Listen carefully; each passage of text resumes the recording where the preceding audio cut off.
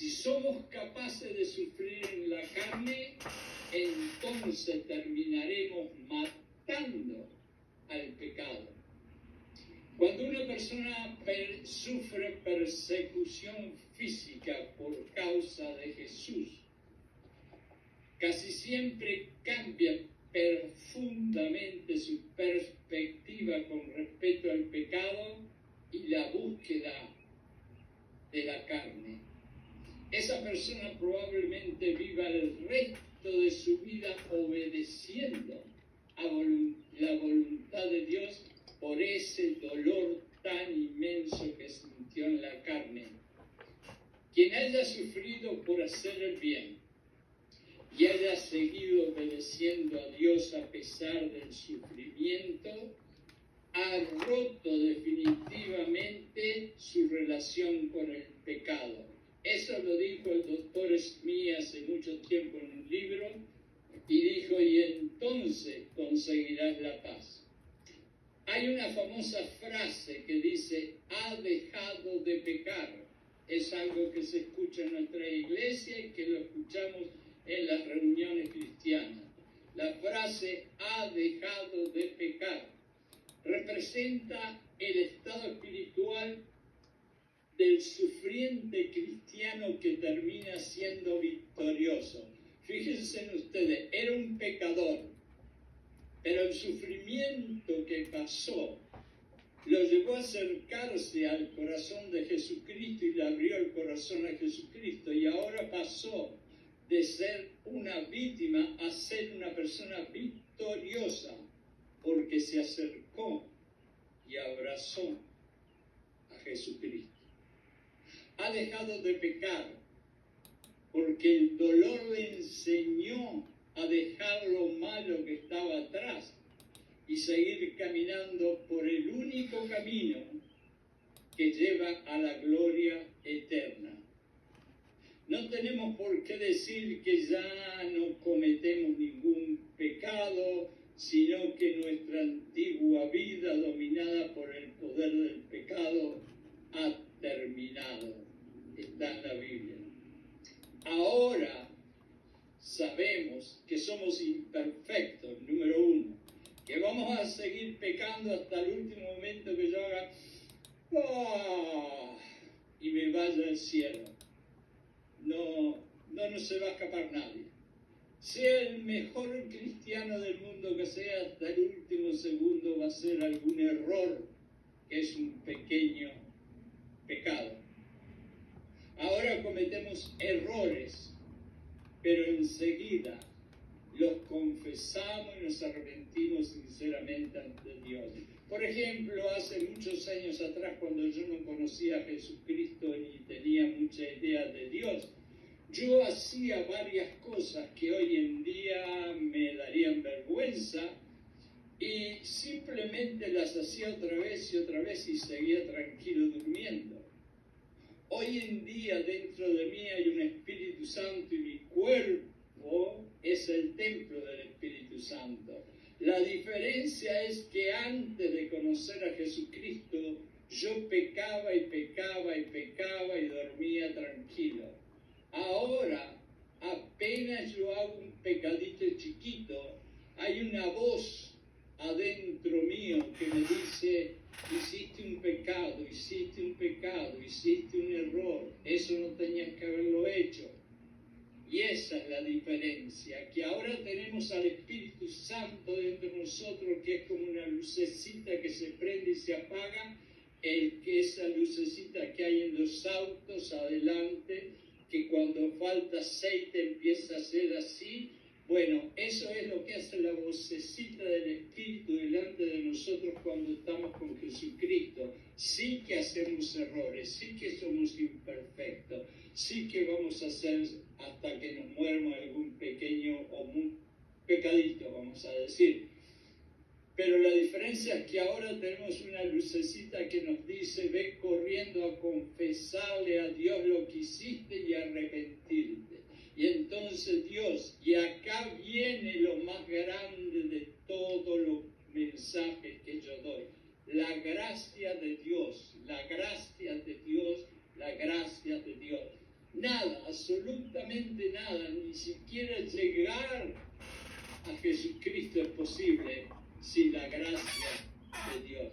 Así que sobre todas las cosas que tú me quieras hablar del cristianismo, de la cristianidad, de Jesucristo, del Viejo Testamento, del Nuevo Testamento, de todo lo que me quieras hablar, sobre todo eso está la gracia de Dios.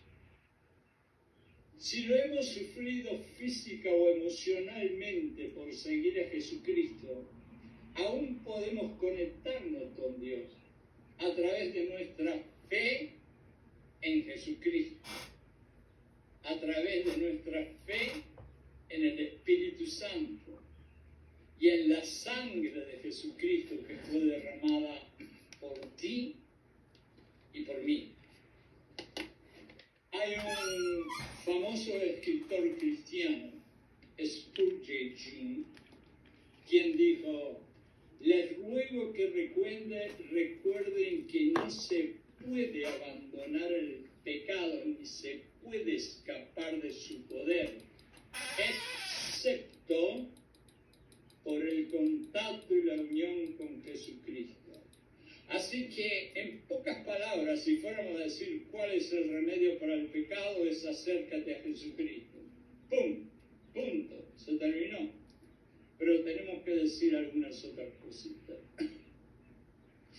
Pedro nos dio 2 consejos útiles para tener la actitud correcta en nuestro seguimiento de Jesucristo. Primero, ya no debemos vivir más en el pecado y debemos responder a cada tentación. Y ahí viene el consejo de Pablo. ¿Cómo tú respondes cuando tienes una tentación? Yo personalmente voy a confesar sinceramente y honestamente que tomaba mucho alcohol. Y gracias a Jesucristo hace muchos años que solo tomo agua. Pero cuando yo empecé a dejar el alcohol hace muchos años, el pasar enfrente de un bar, el tener un amigo que está tomando whisky o vino, lo que sea, puede ser una tentación. Y entonces, ¿qué hago yo cuando estoy en ese momento? ¿O qué haces tú cuando hay algo que te puede tentar? Hay muchos libros escritos sobre esto, pero yo creo que la cosa más fácil de hacer es seguir a Pablo cuando dice: cuando veas algo que te puede tentar, huye. Si tú eres una persona que tomaba alcohol y vas por esta vereda y acá hay un bar abierto con cantidad de gente tomando, cruza para la vereda de enfrente y sigue por la vereda de enfrente. Entonces dice, ¿cómo debemos responder a la tentación e impulso pecaminoso con la respuesta ya no? Eso está en la Biblia. Pero Pablo dice, huye. Entonces, número 2. Segundo, debemos considerar cuidadosamente cómo vivir el resto de nuestro tiempo evitando el pecado. Y tú y yo sabemos perfectamente a esta altura de nuestro caminar con nuestro Jesucristo divino qué es lo que hay que hacer y qué es lo que no hay que hacer. No es una ciencia de cohetes al espacio, lo sabemos. Y si no lo hacemos es porque no queremos. Del 3 al 6, los cristianos deben vivir con una actitud de sabiduría. Si hay una palabra que me encanta a mí en la Biblia, en donde quiera que esté, es la palabra sabiduría. Porque inclusive Dios dice que mi gente muere por falta de sabiduría. Y yo creo que la sabiduría, como dijo Santiago, si tú no la tienes o yo no la tengo, Él nos dice muy fácil, pídansela a Dios. y Él se las va a dar. Porque bastante de nuestra vida pasada ya hemos gastado en hacer la voluntad de los gentiles.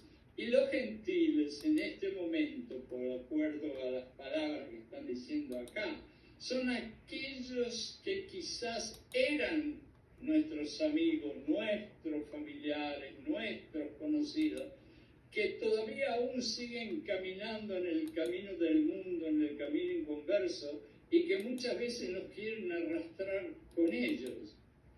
Entonces dice que ya hemos gastado bastante tiempo con esa gente cuando andábamos, y escuchen estas palabras, porque son fuertes, pero no le está hablando Pedro a aquellos de hace 2000 años, te está hablando a ti, a ti, a ti y a este que está hablando.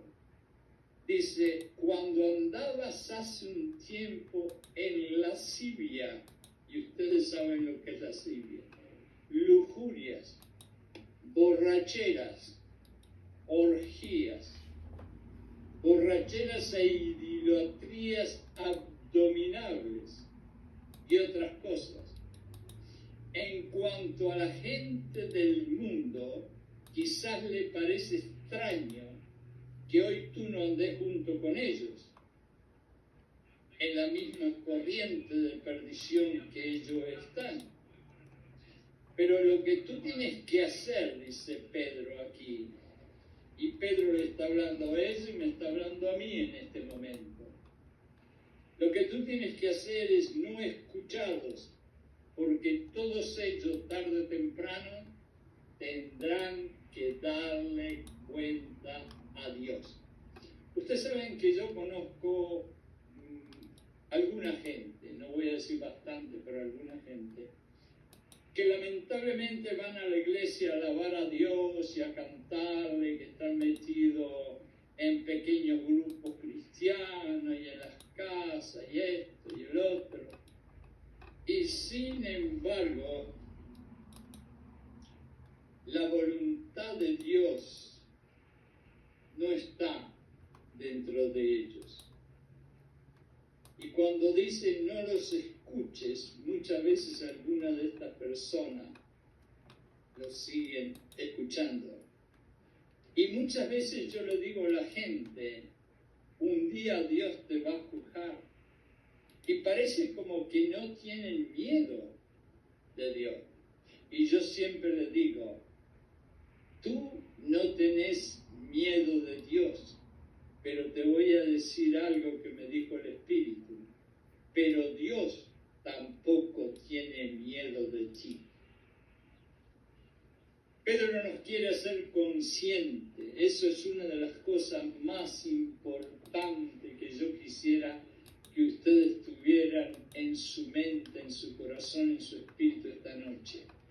Yo quiero que vayan, después que termine yo de conversar, a la Biblia y lean primero de Pedro, y que estén conscientes de que hemos gastado mucho tiempo viviendo estúpidamente como el mundo, o en el mundo.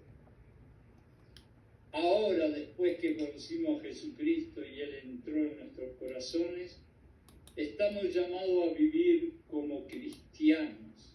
Y como cristianos significa no gastar más el tiempo en estupideces del mundo, pero tratar de seguir los mandamientos de Jesucristo y hacer obras, porque mi fe me lleva a hacer buenas obras si soy un verdadero cristiano.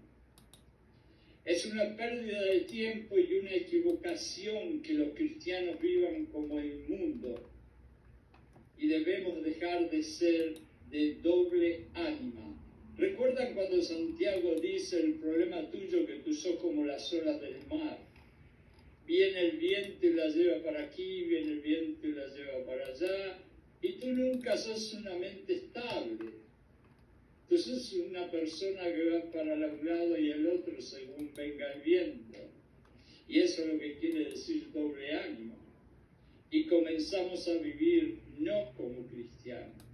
Por eso Dios odia a los cristianos tibios, y yo hice un mensaje referente a eso y lo voy a repetir. Hay tres tipos de cristianos: uno es el caliente, otro es el frío y otro es el tibio.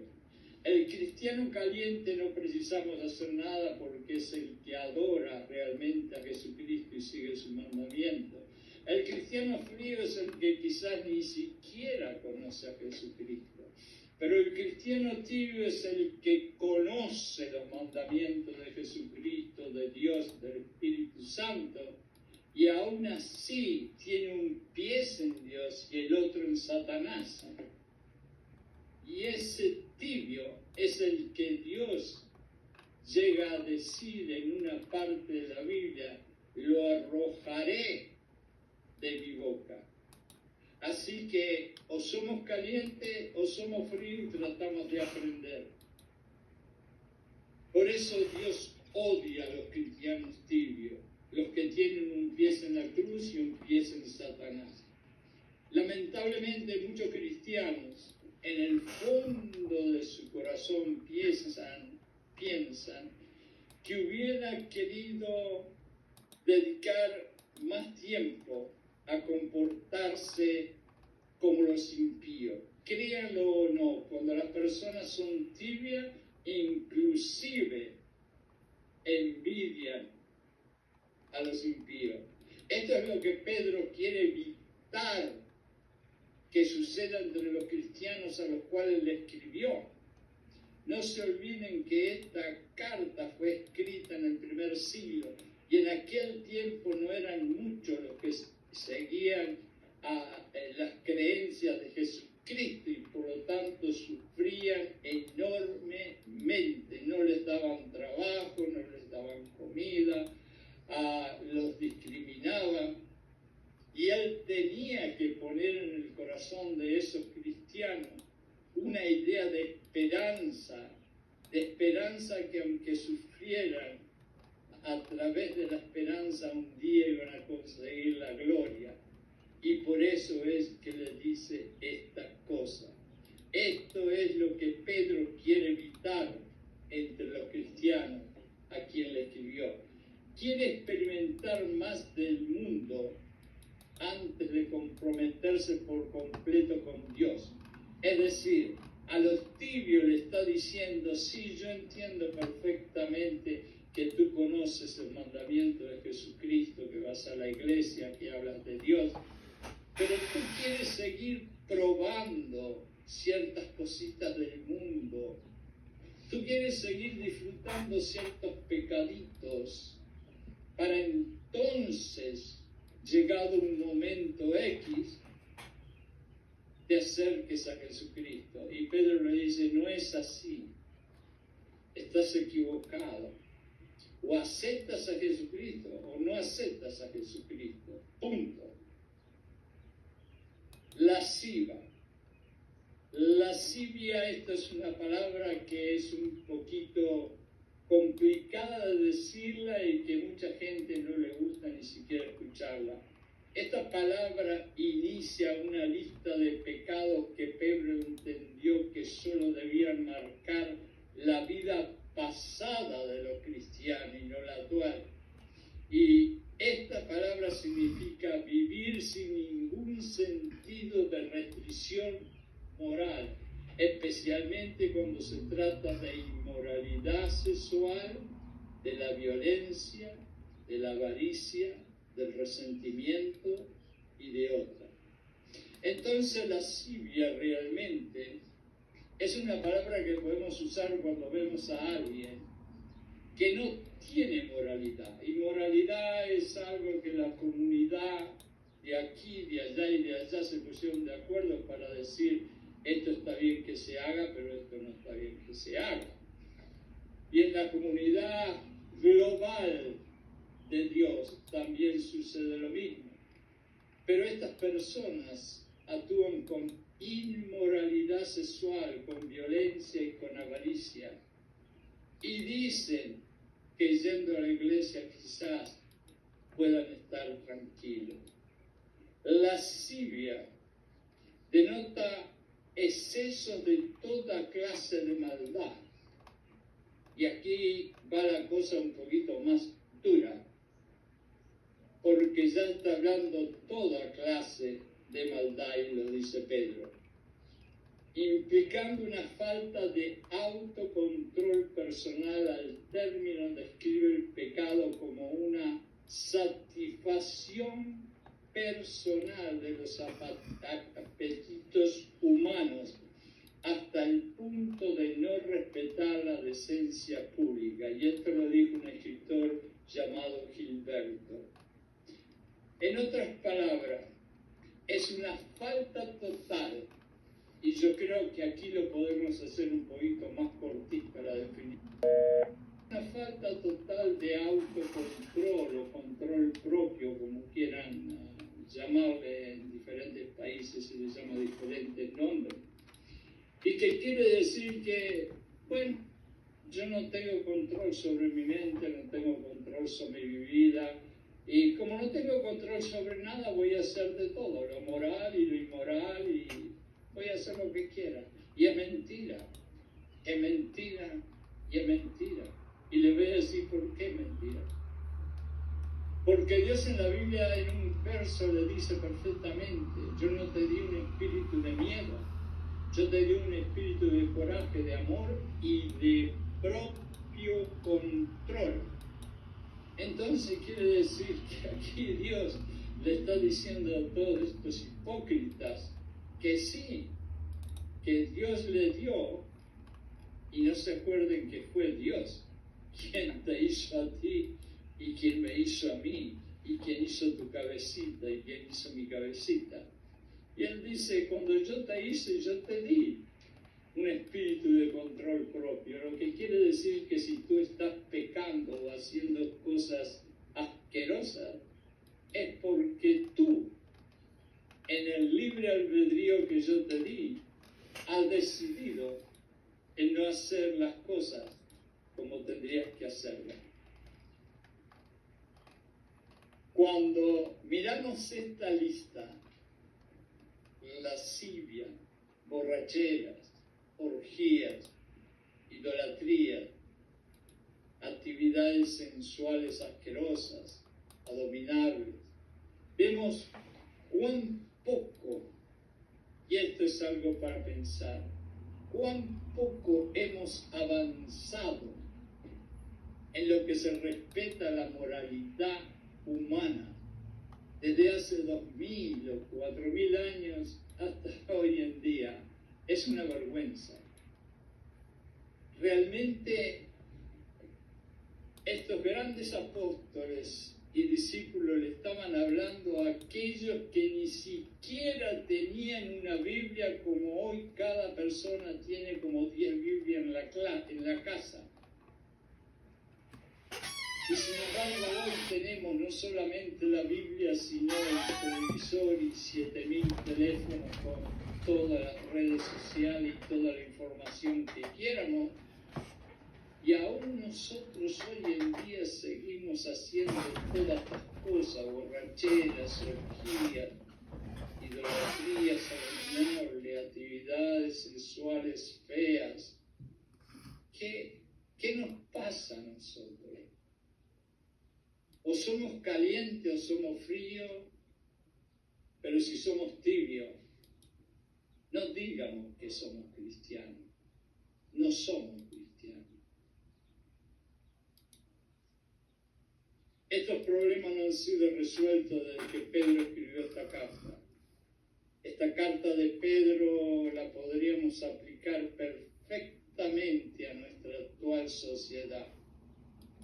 Cuando el mundo mira nuestra vida con compasión y sacrificio, les parece extraño que no los sigamos a ellos en sus actitudes mundanas, totalmente ausentes de moral, de dignidad, de integridad. Cuando no participamos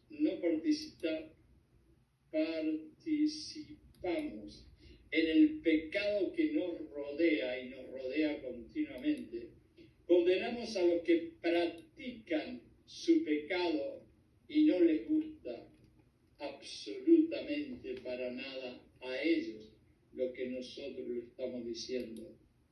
Por lo tanto, ellos hablan mal de nosotros y hacen cosas malas en contra de nosotros y nos hacen una guerra silenciosa, muchas veces emocional y espiritual y muchas veces física, en contra de nosotros.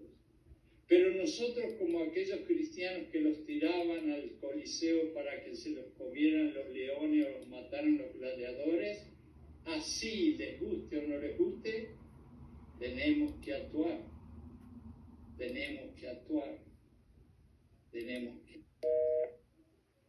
Dado que las ceremonias religiosas paganas eran parte integral de la vida ordinaria, todas las actividades cívicas y nacionales estaban ligadas a ella.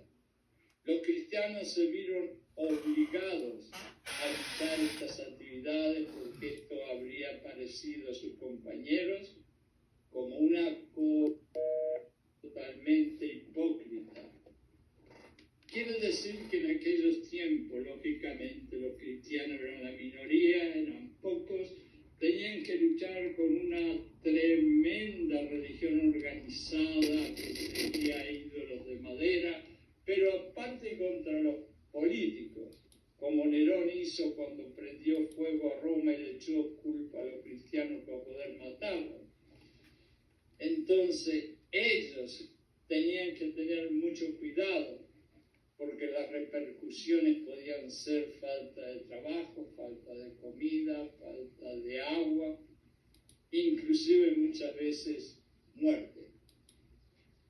Hoy en día, créanmelo o no, yo recibo la revista de los mártires, La Voz de los Mártires, que es una revista que parte el corazón solamente al leerlo, por la cantidad de misioneros cristianos que tienen la fe tan maravillosa, que van a países donde están seguros que pueden matar a su familia a ellos y sin embargo van y llevan la cruz de Jesucristo para enseñarles las buenas nuevas.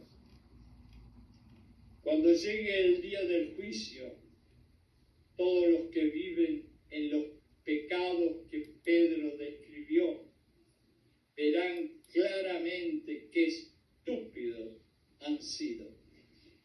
Esta palabra no es una palabra muy fina y que a ningún pastor le gusta decir mucho, pero a mí me encanta hablar la verdad y decir lo que yo siento.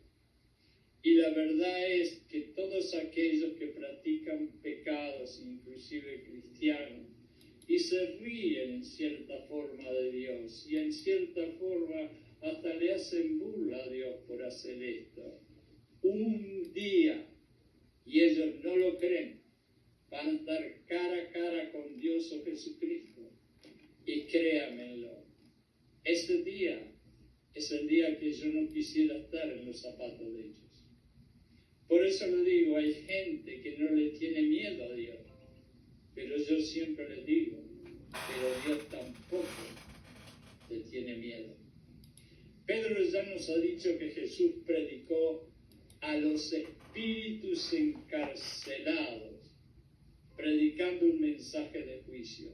Está en 1 de Pedro 3:19. Aparentemente durante este tiempo Jesús también predicó un mensaje de salvación a los cristianos fieles muertos en el tiempo de Abraham. Está en Lucas 16:22. Quienes anticiparon la obra de Moisés y del Mesías para ellos. Esta predicación a los que están muertos, que está en letras capitales, no fue la oferta de una segunda oportunidad, sino la culminación de la salvación de aquellos que habían sido fieles a Dios bajo su primera oportunidad, que fue el Viejo Testamento. Al hacer esto, Jesús cumplió la promesa de que llevaría cautiva la cautividad que está en Salmos 68, 18 y Efesios 4, 8 y es famoso. Y también está escrito, y proclamaría libertad a los cautivos y apertura de las cárceles a los presos. El sufrimiento, y lo digo porque todo lo que dije anteriormente no es muy alegre y suena más a sufrimiento y muerte. Hay una oración aquí que me encantó y que creo que habla del corazón de Pedro. Pedro dice, el sufrimiento produce obediencia a la voluntad de Dios. Y déjenme decirlo, por experiencia personal, yo he estado 3 veces hospitalizado. Una vez me operaron el corazón, otra vez me operaron un brazo y otra vez me operaron una vesícula. Así que prácticamente puedo ser un veterano de los hospitales ya. Realmente, créanlo o no, en esos momentos bien feos para nuestra naturaleza humana, allí fue, aunque le parezca mentira, donde mi corazón escuchó y Dios me reveló cosas que yo nunca hubiera imaginado, y con eso hizo que yo me acercara más y más y más a Dios. Y es lo que Pedro aquí en conclusión quiere decir. Ustedes están sufriendo, pero sin que ustedes se dan cuenta, se están acercando más y más y más a Dios. Y hay un genio que dijo algo. Si hay algo, si hay alguien, una mujer, un hombre, que por razones de violencia, de agresividad, de chisme, de maldad, de lo que sea feo, te acerca más a Dios, véase algo a esa mujer, a ese hombre, y dale gracias, porque con su abuso, con su maldad, te acercó más a Dios. El sufrimiento produce obediencia a la voluntad de Dios, y la voluntad de Dios está sobre todas las cosas. Si hay guerras y muertes hoy en día, no me lo pregunten a mí. Y cuando se lo pregunten a Dios, les va a decir, yo no tengo por qué explicarte, pero es mi voluntad. En este pasaje de la Biblia, Pedro dejó claro que cuando la vida es fácil, existe el peligro de dejarnos llevar por una forma de pensar en la cual creemos que cada bendición de la vida es algo que nos merecemos, y no nos merecemos nada, sin pensar que ellos y nosotros no nos merecemos nada, sino que si algo somos o tenemos, es solamente por la bendita gracia de Dios. Y nunca se olviden, ni un zapato, ni un saco, ni un pedazo de comida, ni una cama, ni un auto, ni $20 pueden tener si no es por la gracia de Dios. Dios permite que sus hijos sufran y aprendan de ese sufrimiento.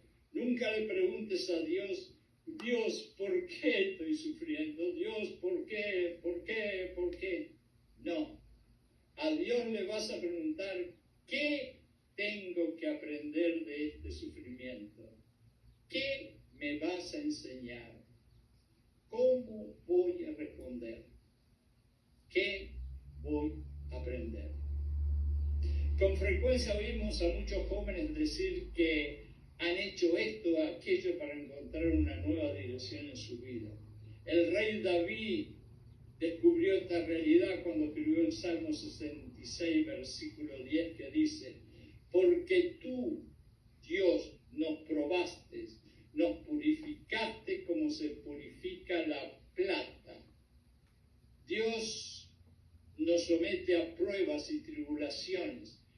refina pasándonos por el fuego para acercarnos a Él y darnos una nueva dirección y una nueva guía para vivir. Este es, pues, el propósito del sufrimiento. Leamos el primer versículo de este cuarto capítulo de Pedro.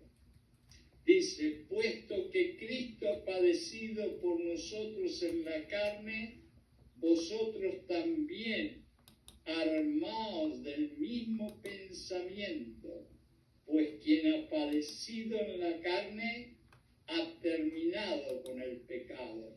Cuando dice padecido en la carne, ustedes pueden poner ahí sufrimiento, que viene a ser lo mismo. Cuando ustedes han sufrido suficiente, han terminado con el pecado. Pues que Cristo ha padecido por nosotros en la carne, vosotros también armaos del mismo pensamiento, que el que ha padecido en la carne y así terminó de pecado.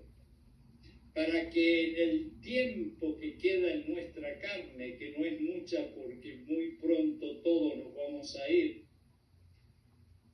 que queda en nuestra carne, viva no la concupiscencia y las maldades de nuestros corazones, sino la voluntad de Dios. La primera carta de Pedro es un poderoso recordatorio de esperanza en medio del sufrimiento que aquellos 2000 años atrás tenían y hoy en día tenemos nosotros. Les enseñó a ellos 2000 años atrás y nos enseña a nosotros hoy que la persecución y el sufrimiento pueden convertirse en regalos, escuchen bien, en regalos preciosos, maravillosos, extraordinarios para nosotros, al ofrecernos la oportunidad de mostrar a otros el sorprendente y supremo amor y la gran generosidad y gracia de Jesús. ¡Wow! Esto es maravilloso. Nosotros con nuestro sufrimiento le podemos entregar a otros un regalo maravilloso por amarlos, por ayudarlos, por quererlos, por abrazarlos, por besarlos en el nombre de Jesucristo. Dios dice en la Biblia, con el confort que yo te di, tú lo usarás para confortar a otras personas que necesitan ser confortadas. Y eso es lo que quiere decir Pedro. Esto fue lo que Pedro quiso recordarles a todos ellos en el corazón.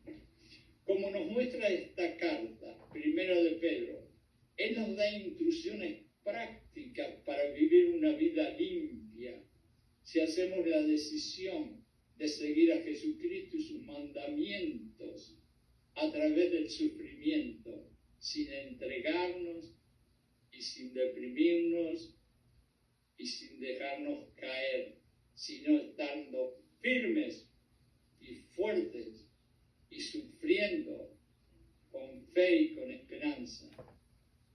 ¿Por qué? Porque como Pedro les recuerda, es a través del sufrimiento vivido por Cristo que la eterna gloria de Dios